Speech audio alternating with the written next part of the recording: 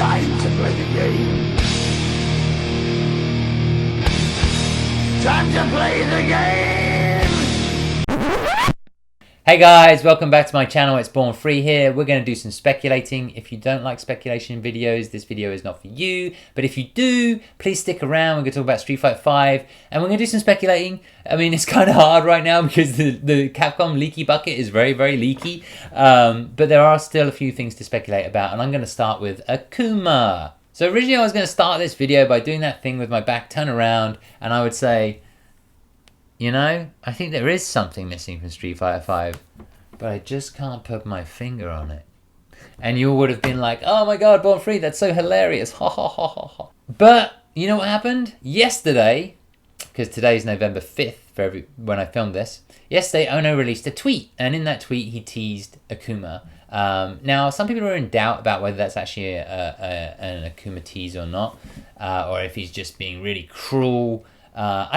Never really thought of Ono as cruel. I think all of his tweets, you know, usually turn out to be correct in some form or fashion.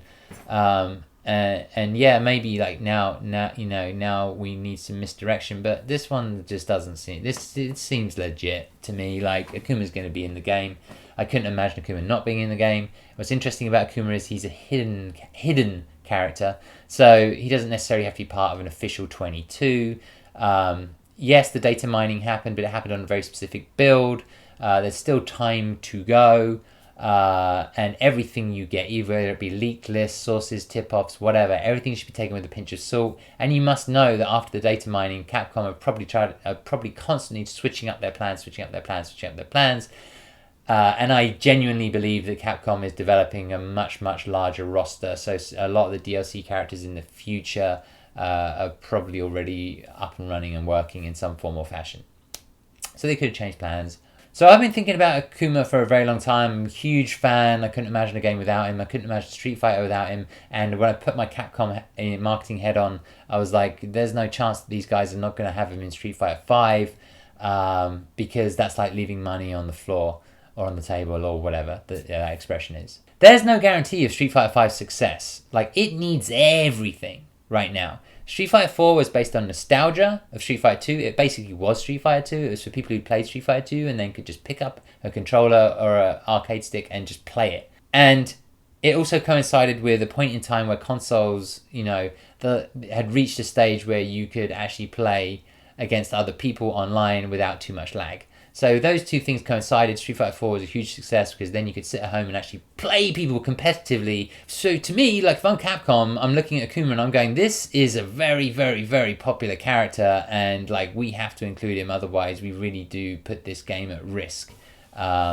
So I've already mentioned a lot of reasons why I believe Akuma will be in the game. They're actually in the Event Hub's article, but I wanted to expand on that for you guys and try and convince you, if you're not already convinced that Akuma's going to be in this game, try and convince you why Akuma's going to be in this game. Okay, so historically, game-wise, let's think about the games. The Street Fighter canon games, Akuma was introduced in Super Street Fighter 2 Turbo, which by the way was one of the biggest moments in Street Fighter history as far as I'm concerned, because it blew me away to see a hidden character. At that point in time, it wasn't really a thing. Like, hidden characters wasn't really a thing. Then since his introduction, his invention, he's pretty much he has been in every single canon game, along with 3 other characters, Ryu, Ken, and Chun-Li. Now, admittedly, in Street Fighter 3, the initial release did not have Akuma. It was in Second Impact that he was introduced. But that game was a flop commercially, and it was a long time ago. So they may have made the decision in Second Impact, we need to bring back Akuma. I don't know, not sure. But this century, every initial release of a game, I'm talking about 3 games, one which is canon, which is Street Fighter 4. Then you've got Street Fighter Cross Tekken, and then you've got Marvel vs. Capcom. Each of those games has Akuma in the initial release of the game. In Street Fighter 4, he was a hidden playable character. So this century, Akuma's always been there.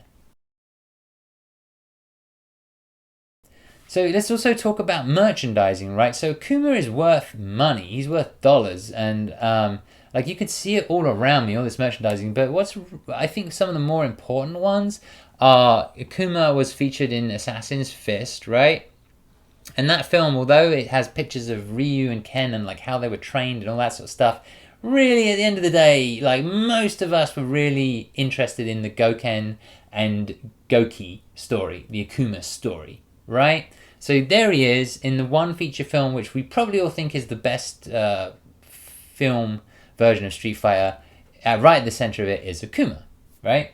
Then you've got this Origins book here, Street Fighter Akuma Origins. I'll show you the cover. Look, so you can. This is without the dust cover. You can see it right there. So Udon did a whole thing on Akuma's history. Why did they do that? Because they're also merchandisers who want to make money. Apart from their love for Street Fighter, but like when it comes down to it, Akuma sells. Akuma sells, and that's what you have to remember, and that's what's important. Then, of course, Akuma is there's statues of him all over the place. He is actually the most expensive Street Fighter statue out there in the marketplace. So the Pop Culture Shock collectibles version of Akuma quarter scale was worth $250 in like 2008 or something like that when it was first bought, and it's now worth between $3,500 to $4,000. That's the Shin Akuma version. It's the most expensive statue out there, the most wanted and most desirable statue. And then, of course, this is the 20th anniversary box set, limited edition from Capcom for Street Fighter. And what's on the front of the box, the top of the box? It's Akuma's kanji. So, I just don't believe that Akuma will be missed out in this game. Like, he is Street Fighter. My final point is that if you go back to the poll that Capcom ran, the global poll, I'll probably do another video on it, but like basically if you go through the characters, the top 25, let's say, and you look at who's in there and who's in Street Fighter 5, you'll see that they have referenced that poll a lot and used it to guide them. And Akuma, I believe, is number 3 or number 4 on that list. So he's right up there, and I'll show it all color-coded and what have you. Yes, there's an argument for holding Akuma back as DLC if you are confident the game's going to be successful and you want to keep the hype going. But I kind of feel like they need him now. So I think it's happening now. And that's basically it. Akuma, as far as I'm concerned, is in this game. He's going to be a hidden playable character. And I'm now going to talk a little bit about Fan. But let me get rid of all this shit.